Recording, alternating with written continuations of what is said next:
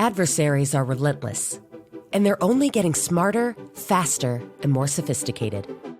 Knowing their game is the only way to beat them. That's why we're here. Learn what it takes to protect against even the most sophisticated attacks. Welcome to the Adversary Universe podcast.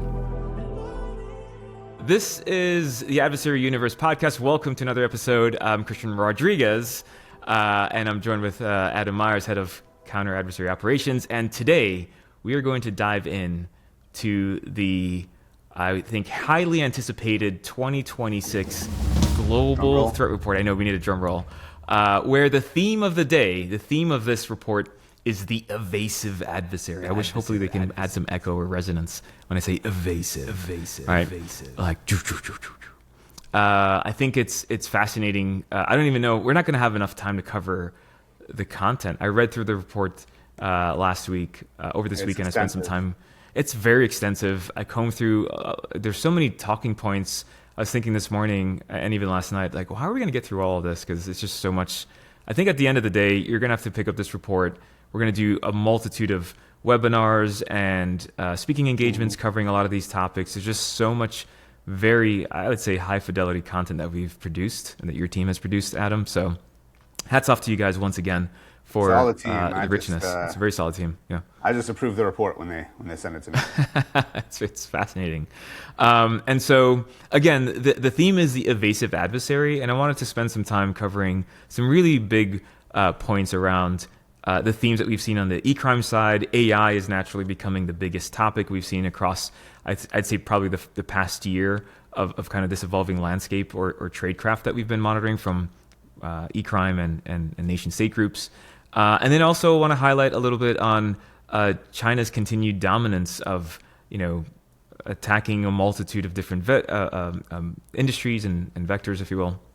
And what other type of takeaways you'd like to leave the audience with before we wrap today's episode? So there's a lot of content. I really want to dive right into it. For those of you that aren't familiar with the Global Threat Report, do you want to give them a quick overview on what this represents and the cadence of it? Yeah. Man, we've probably been doing this for like 14 years now. Yeah. I remember the first time we did it, my wife, who was our only marketing person at the time, was like, hey, can you guys put out a report, like a global report, like a threat report? And I was like, no. And she was like, yes. And I was like, all right.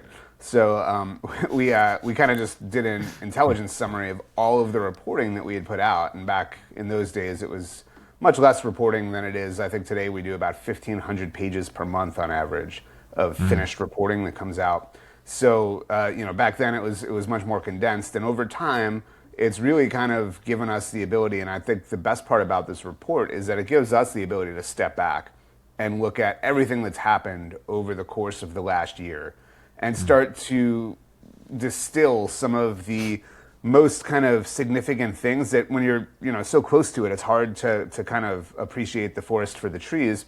But when you take that step back, you can kind of really start to see some pretty interesting insights. And maybe to kick this off, one of the things that I always like to talk about with the Global Threat Report is kind of the high-level threat landscape heuristics, the things that we can understand about the threat landscape and how it's changed with, the hindsight of the last year. And, I think the first thing that's pretty interesting, and we always calculate something we call the breakout time in these threat reports. And the breakout time is the average time that it takes for a threat actor to go from an initial access to another system. And I always kind of compare this to physical security and say, you think about securing a building with guns, guards, and gates, and if a threat actor comes up to the building and you stop them from getting in, then you prevented the breach.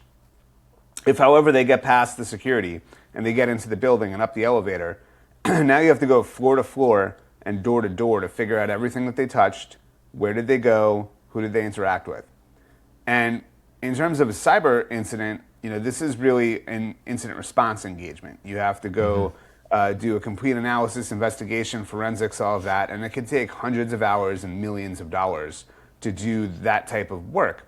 So the kind of goal for the defender is to identify, investigate, and remediate these intrusions before they get past that first endpoint or that first access point and move deeper into the infrastructure, deeper into the enterprise.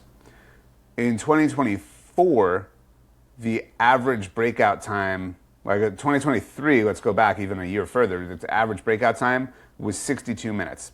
Yeah. In 2024, the average breakout time was 48 minutes. So the adversary got 14 minutes faster on average. And what happened in the last year is that the average breakout time went down to 29 minutes. That's insane. Which is insane. And the adversary got 19 minutes faster now. So they're increasing the pace at which their speed is going.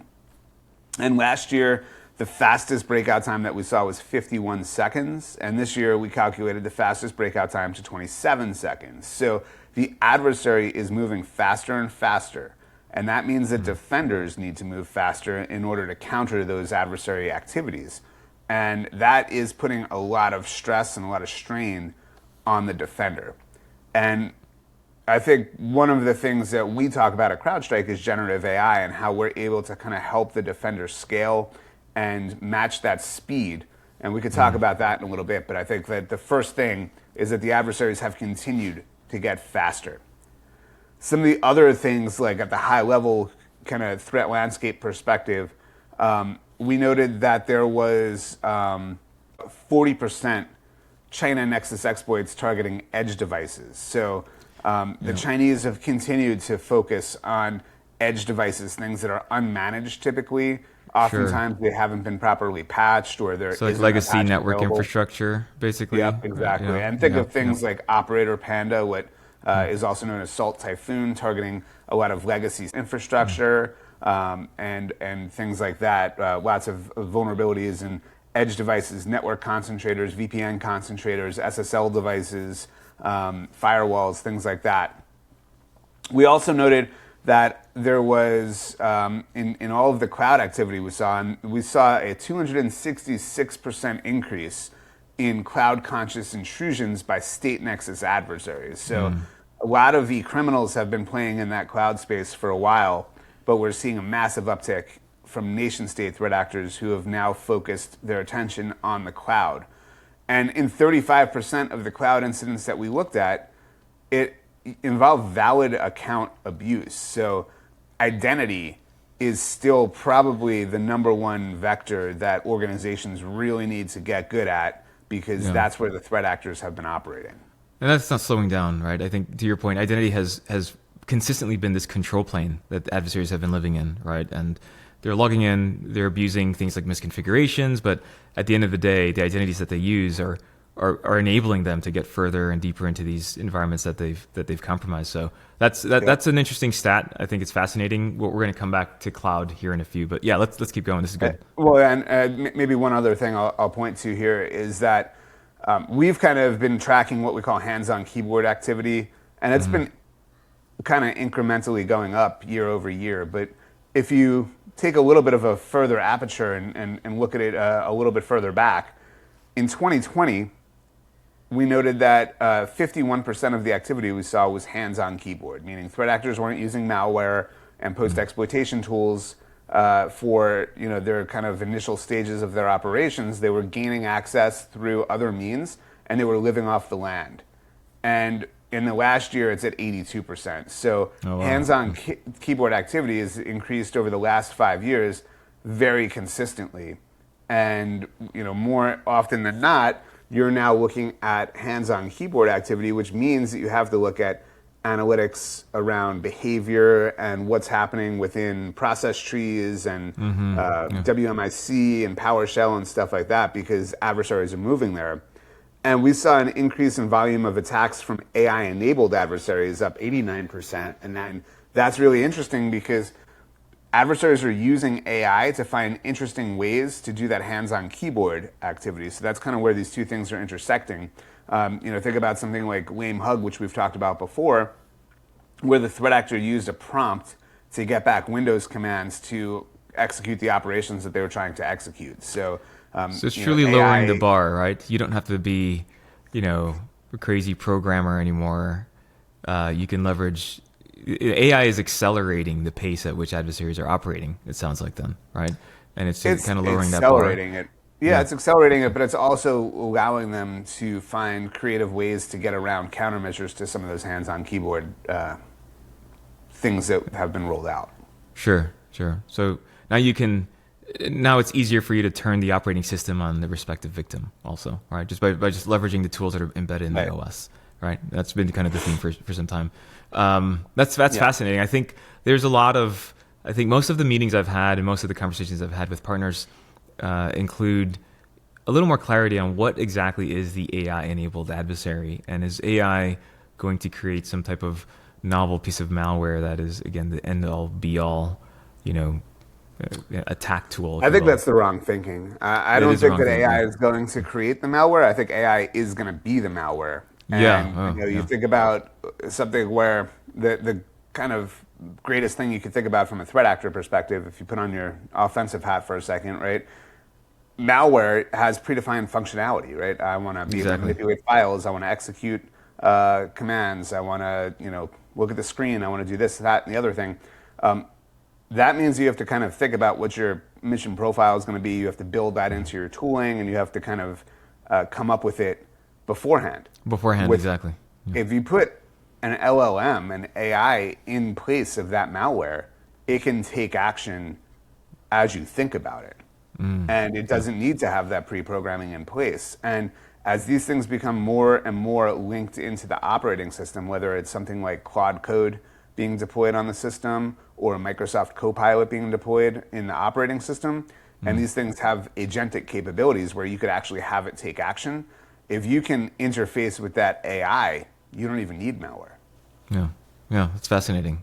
I think, and then the flip side to that is that in lieu of even the tooling side of AI, you have adversaries that are becoming a lot more proficient at their social engineering tactics using AI as well, right? So we're talking about the efficacy, if you will, of their phishing emails, the way that they're constructed. They're more legitimate than ever right now in terms of like the verbiage and the structure of the email itself. The way that they're using AI to basically create a footprint of their respective targets and collect information on their targets. I think AI has enabled that and has accelerated that technique. And then also things like voice phishing, right? Like vishing, right? We have AI that's being used to obscure voices. We have video now that's more accurate and more real than ever, right? In terms of I don't know that we've really seen too much of that in the real world. I think it's still largely, there's been a couple of edge cases for sure, but I don't think that that's the norm. Particularly with voice-based phishing, the threat actors don't need to sound like the person because, when they're calling the help desk to get an account reset, the help desk doesn't necessarily know what that person actually sounds like. And vice versa, if they call the person pretending to be the help desk, they just have to sound like they know what they're talking about. So, sure, I would, totally. I think it's something we should be aware of. I just saw a documentary recently on this hacker in Finland, this teenage hacker. He was part of the Lizard Squad or Lizard Group, and he was Lizard Squad on your forehead. Yeah, so that's what they used to say. Really, is that what they said? Oh yeah, I think I forgot why, but they'd be like Lizard Squad on your forehead. That's funny. But they were talking. They were interviewing an FBI agent and another detective, and they were confirming that they had this one guy's voice and the evidence of his voice being used in a variety of these swatting calls that he was making, right? And so all these recordings where they confirmed his voice. And so I'm just very curious if AI will now lead to, some of these adversaries that may be, using vishing, for example, as their approach, if they're using it to obscure their voices in some capacity, right?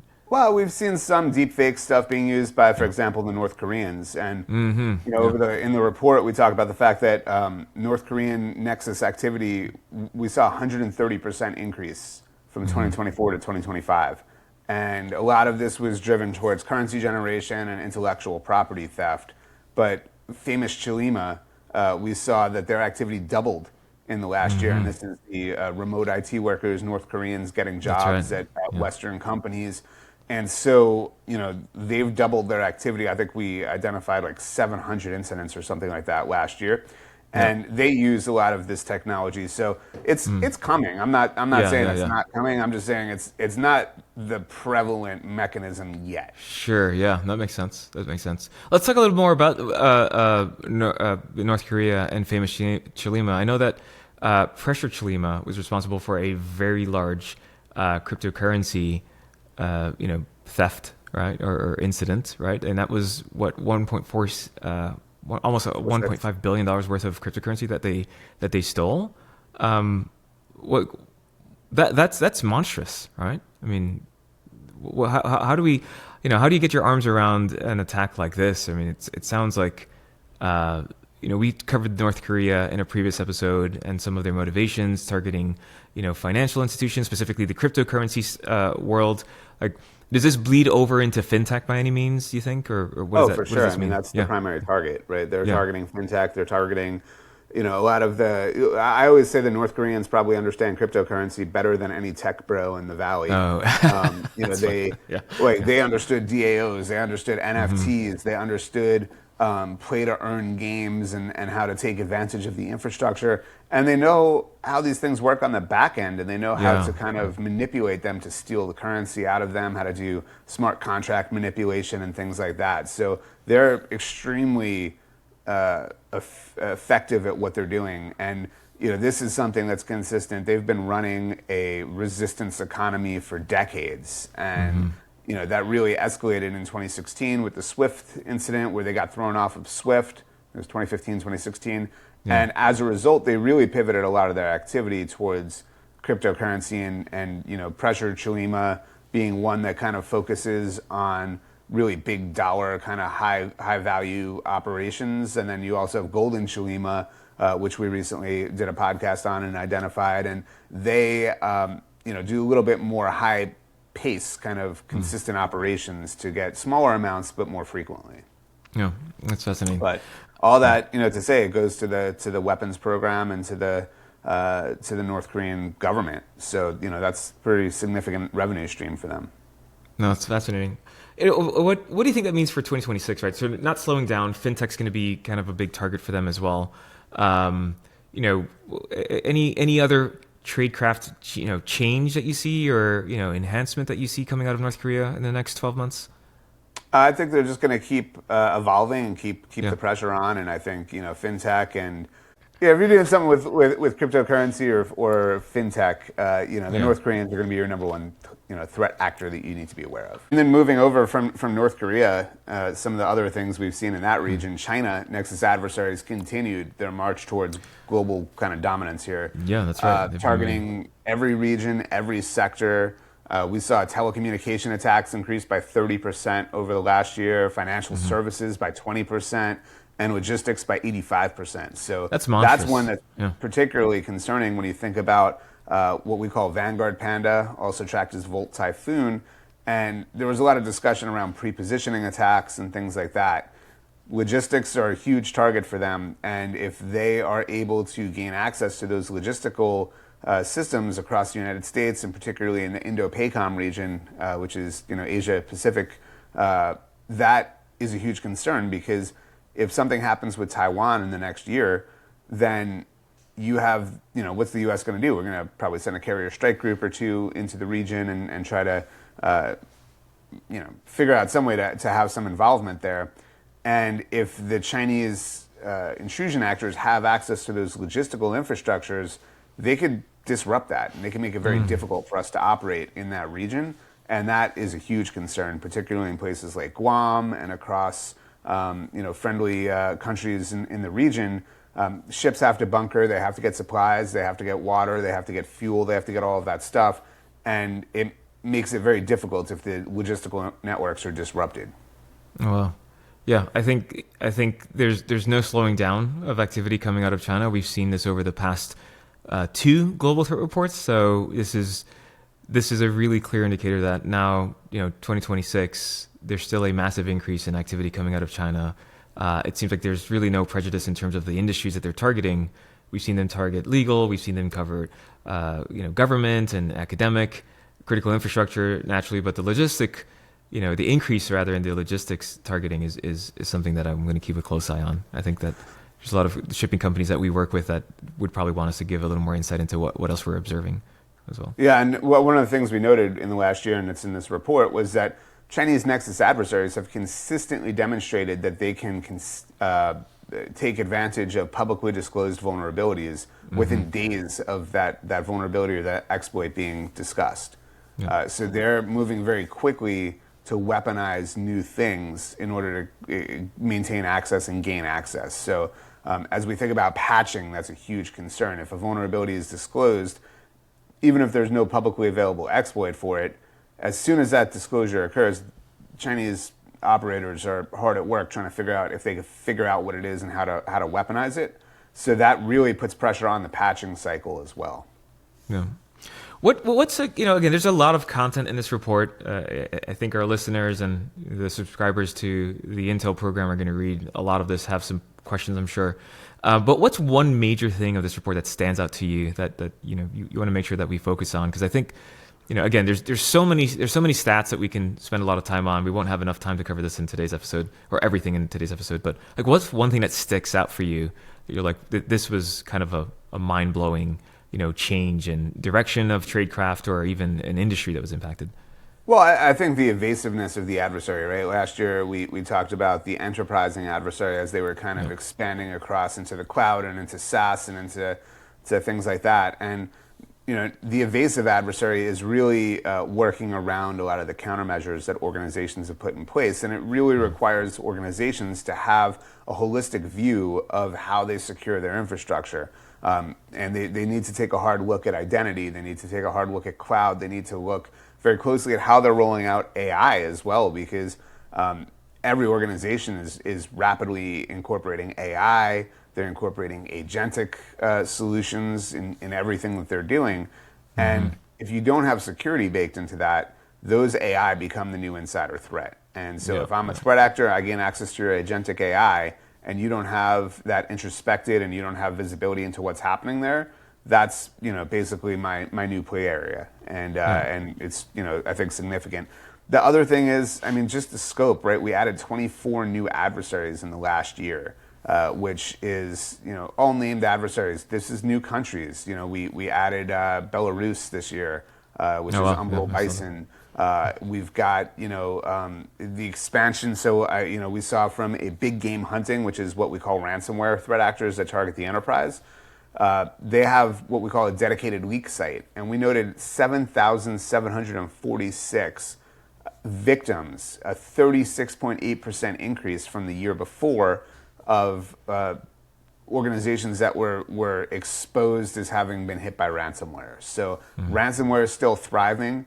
The most significant shift we've seen since 2024 was the use of Quilin and Akira. They both kind of overtook Lockbit from the year before, which had been disrupted, and also Ocular Spider's ransom hubs. So as we see disruptions occur to those ransomware as a service platforms, new ones step up. And that's pretty significant. And the other thing that I think was huge was fake CAPTCHA wars.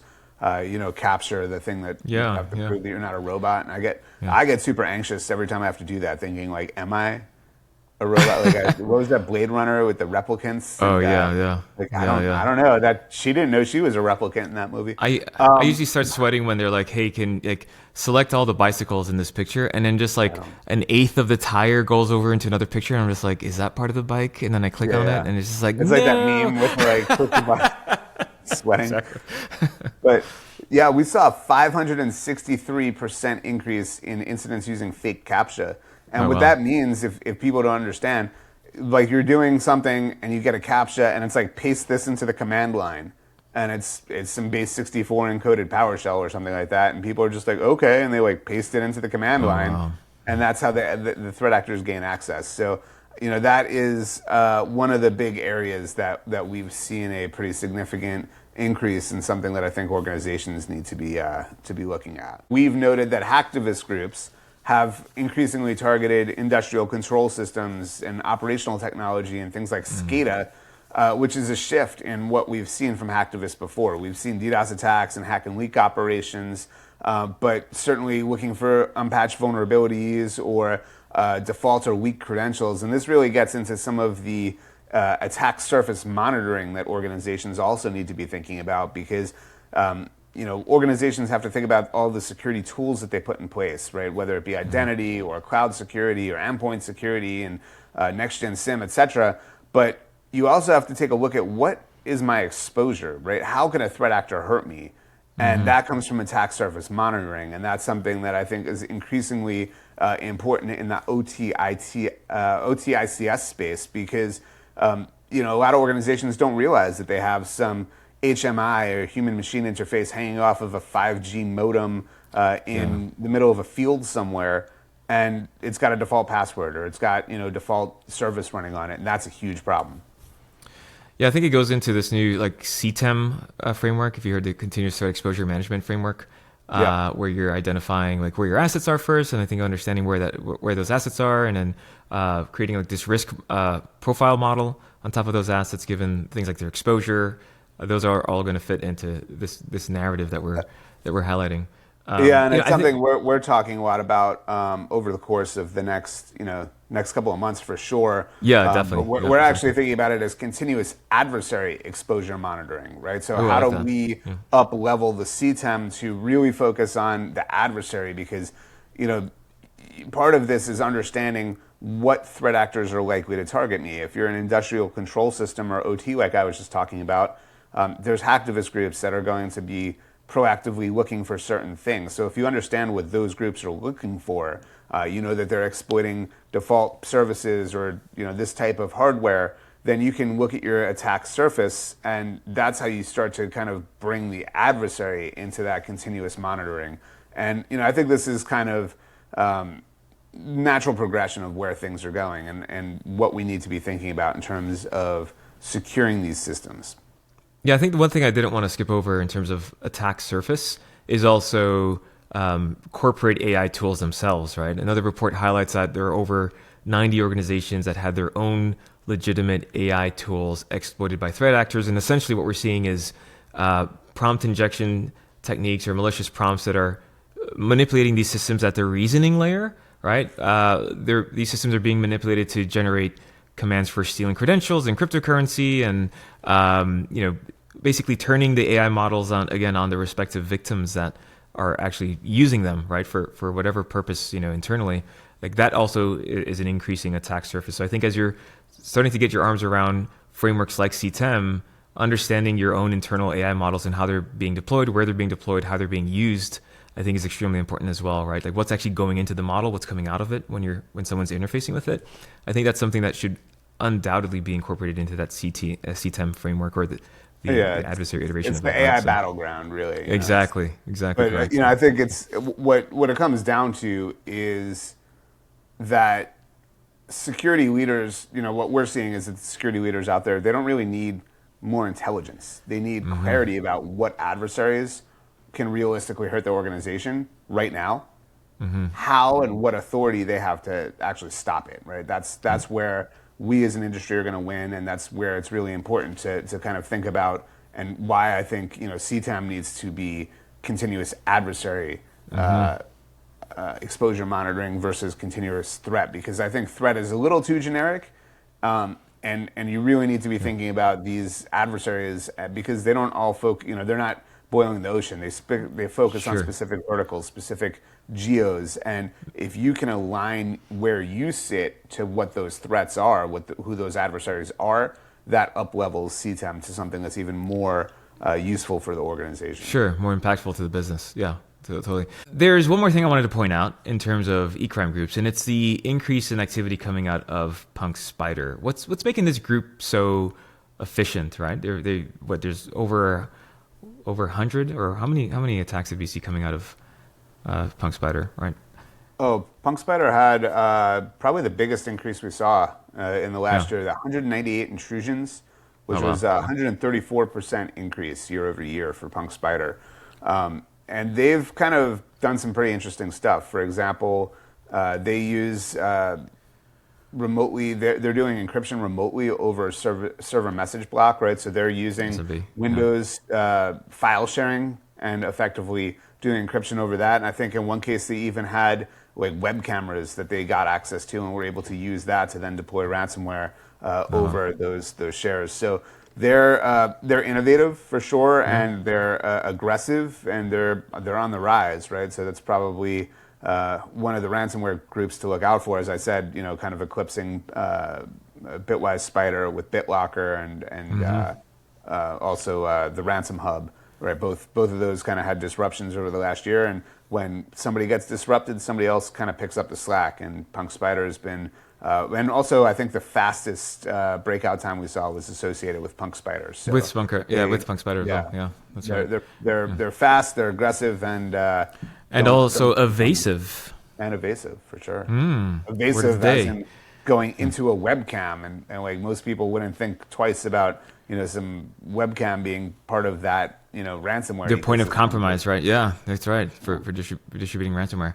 This is fascinating. So we're coming up on time. Adam, I think this is a really great overview of a lot of dense information that's in this report that I think our listeners and our subscribers will absolutely benefit from. Again, we're going to have a variety of different webinars that cover a handful of these topics. If you do have any questions, if you get a chance to read the report and you have questions and you want us to clarify a specific topic or area, please reach out to us. But this was fantastic. The Global Threat Report for 2026 is going to be available on our website. So I think we'll have a link in the show notes where you can download it directly from CrowdStrike.com.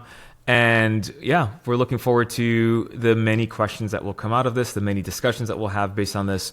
Any last parting words for our listeners on the Global Threat Report? There's about close to 50 pages in that report, and it covers all of the nation-state threats and kind of assessments of what we see there. It covers all of the e-crime threats and hacktivism. So it kind of goes around the world, and really, I think, gives everybody a tool that lets them kind of understand what's happened over the last year and use that to start thinking about what's going to happen in the future, and certainly what gaps you might have in your security models, and start thinking about how to do continuous adversary exposure monitoring in order to stay ahead of those threats. All right, fantastic. Well, this was another episode of the Adversary Universe podcast. Thank you so much for listening. We're going to have a lot more coverage on some of these adversaries that are published in this report over the next several months. We'll have some guest speakers that will also give us a little more insight into industry-specific activity that they can share some feedback on. And again, if you have some ideas for additional content, actually, someone reached out to me recently on LinkedIn. I need to read this note again. They suggested a topic, and I have to dig into finding a guest speaker. So I'll forward you their note. But again, thank you everyone that has reached out suggesting topics. Some of the topics that were suggested are already in this report, so I think it's fantastic timing. And this was good stuff. So we'll catch you on the next episode of AUP. I'll see you later. Thanks so much for listening to this episode. If you like what you're hearing, subscribe to our podcast and head over to crowdstrike.com/adversaries to learn more about the many bad guys we track. Thanks for listening, and we'll see you next time on the Adversary Universe podcast.